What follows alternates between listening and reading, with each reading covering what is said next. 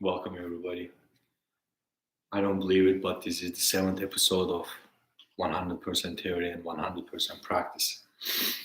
So, last week we were talking about the self in relation to others, and I would like to continue from that point because I and Constantine, we covered what codependence could look like or feel like when yourself is in relation in a relationship or in a relation to somebody else. So today I would like to cover how this self or this identity of me creates its own reality, and the main idea in terms of how one does this is through assumptions. And furthermore, I would also like to read the first story from my book, which is called Teachings of a Delusional Monk Lurking in the Parking Lot, which mainly talks about the assumptions too. So basically, we have to understand that one of the biggest necessities for an individual to grow, for an individual to exist, is safety and security. According to your subconscious mind, the places and the environment that you are in has to be safe enough for you to be present.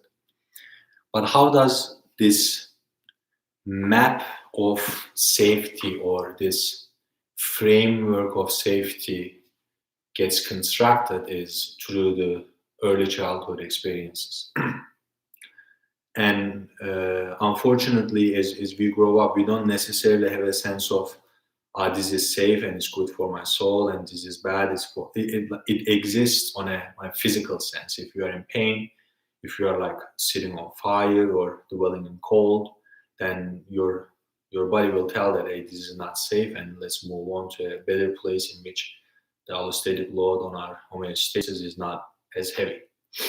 But when it comes to coming closer, if let's say you are being exposed to an uh, abusive environment early on, then basically your system thinks and assumes that, hey, this is life, this is what it is. And from that point on, after the early experiences have settled in, and then you move on to your life as an individual that has no superficial connections with the traumatic experiences that you might have experienced, and then you find yourself in stressful, in uh, abusive, or in situations in which you are not 100% fulfilled or content with, to say the least. But why? Now you are a new person. Now you are not bound to the limitations of your early childhood environment. You were dependent. Now you are not dependent. You are a grown up individual. But why are you still relatively living the same consequences in your uh, maybe not social relationships, but in more intimate relationships? This is one thing that is connecting to the familiarity of the environment and what you seek uh, to be at the level that you know subconsciously. That's why the awareness work is so important. Everybody is familiar with that iceberg picture. There's a little bit of the conscious mind, and 10 times bigger than that, the subconscious mind. But this is not still. It's not ruled by the rules of physics. So at some point, when you get to know yourself, then your subconscious mind, which is governing your entire life, will come to the conscious mind. The person who this person might be having 10% of their conscious awareness, and the rest might be 90% of subconscious awareness, and this person can be at a percentage of 30, 70. Doesn't matter. It always changes. It always grows depending on the work that you do on yourself. But without further ado, I would like to tie the dots between my first story and assumptions.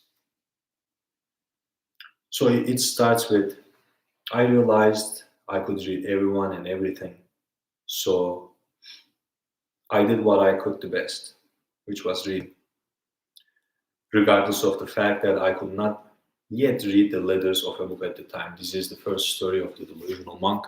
If you are watching, then you can also see. So it continues. Once you learn one thing and become proficient at it, you taste a fabulous sensation and you know the satisfaction of being good at something. This might lead to the tendency to keep getting better and better at the same thing. After you learn enough, depending on your experience of the subject matter, is comfortable. But this comfort, or this experienced comfort, may even give you a momentary state of contentness. What I'm trying to get here is, like in the beginning, you are nothing, and then once you learn something, now you are gaining your first identity. Let's say, I am a hardworking student. I am a good kid to my parents. I am the leader in my first grade class. Like, I'm just thinking of early examples, because at that point you are starting to grow your first identity.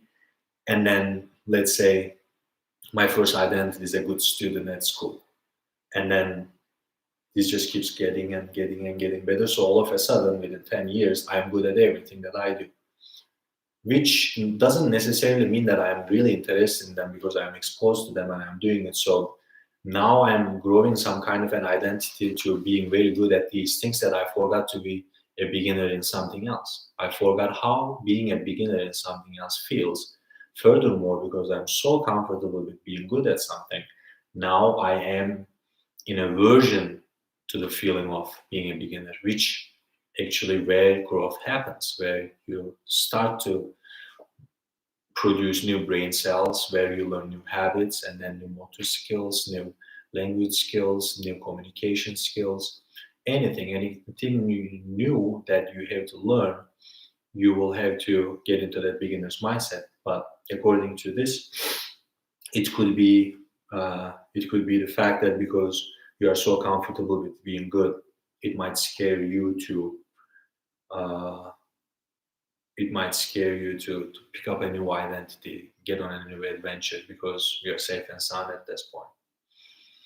So the story keeps continuing and continuing, and it just talks about how the monk early on just read everything, every glimpse, every gesture. And then if we were to summarize it, it could be like, I'm reading everything you say. I'm like every gesture, every movement, everything you say, everything you do not say, everything I think you want to say but you don't say. It's anything that you project to your external world, thinking that you actually know it. Most people are actually having conversations knowing that what the other person is going to say, or predicting what the other person is going to say. This just, there is no, and I'm just saying there is no. It's not that black and white, but it is very rare that you find somebody that you can actually communicate with at a level in which there's no assumptions. But then when it comes to my autopilot self, let's say, I immediately know everything. Why? Because my brain has to make sure that the life that I am living is easy. This is, nature loves simpleness, easiness. There is always an effective and easy way of doing something with the least amount of effort. That's how nature works, and your brain is a part of nature. So I'm not getting mad at my autopilot, but I have to be aware of it, and it knows everything. It knows every kind of person. It has an idea and an opinion about everybody and everything and every idea, and it just keeps going and going and going. And what the monk is here is saying is this reading of others. Okay, I see that you did this. I see that you were over there. I see that you meant this. You look like that. You felt like this. All of this stuff is external, and basically, the monk comes to a conclusion. I'm going to now start reading again. Reading is a one-way information feed, since there is no mechanisms to confirm whether the thing that is being read is read correctly.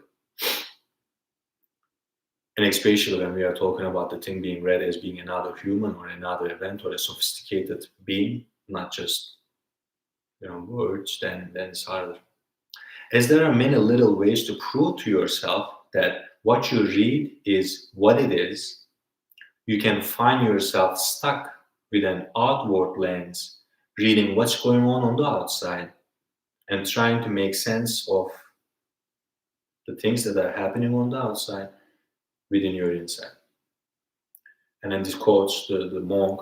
I was reading some tiny clouds being exiled from the horizon line of the sunrise to cover the last traces of sparkling stars. The soft touch of the morning breeze. I could feel myself breathing, and that was the only activity in which I had found myself engaged. I felt the flow of my breath in and out at all directions. I didn't try to breathe. I didn't try anything as a matter of fact. I was just breathing. I became the flow of my breath and traveled in my body. Flying through the stomach and chest, I felt rising like the sun.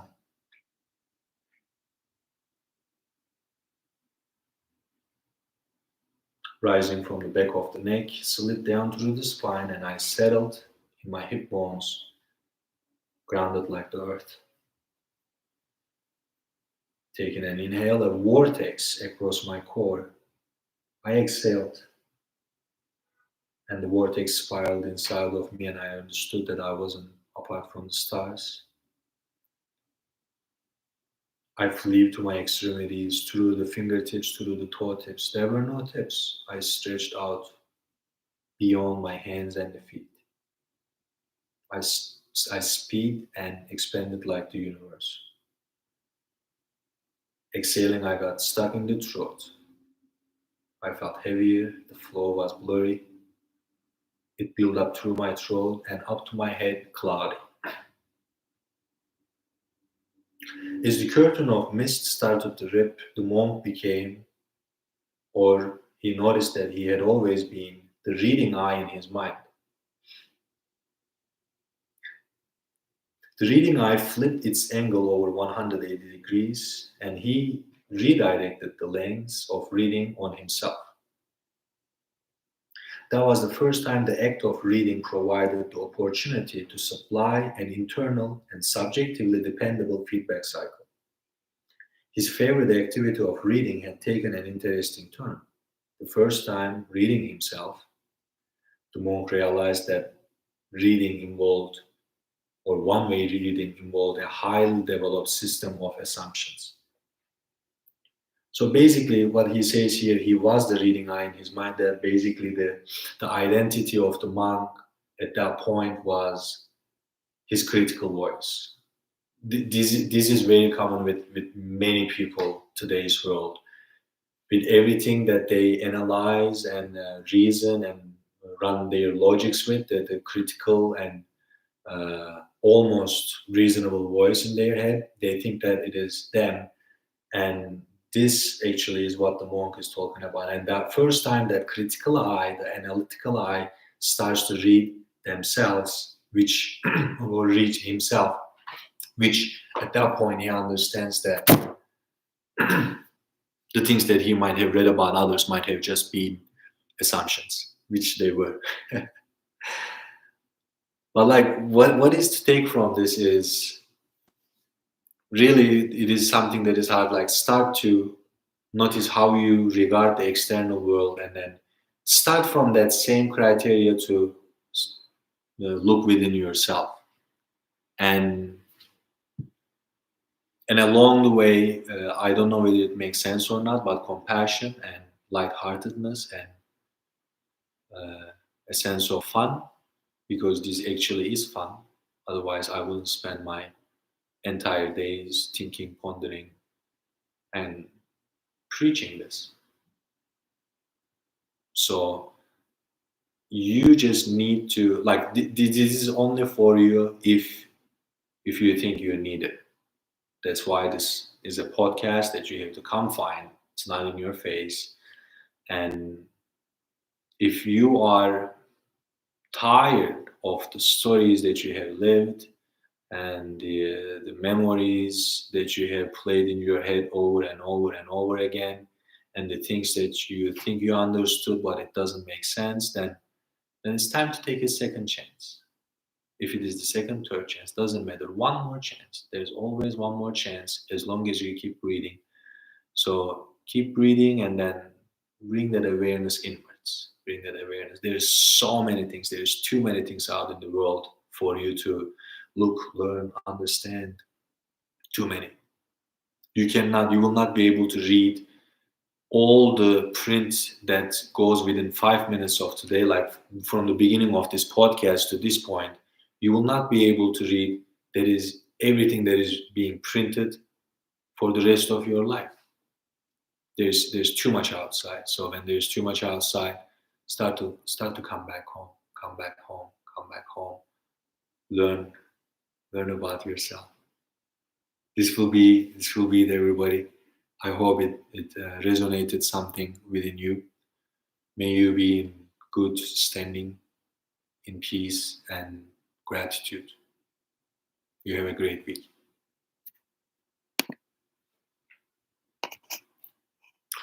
Oh, by the way, right before I ended, if you are living in the Northern Virginia DMV area, I have a book event on November 14th, 1 p.m., which will be in the very parking lot that the book was written. It will be in the parking lot of Hot Yoga Tyson's, right, right in the middle of the three buildings. 1 p.m. Sunday on November 14th. In peace and blessings again.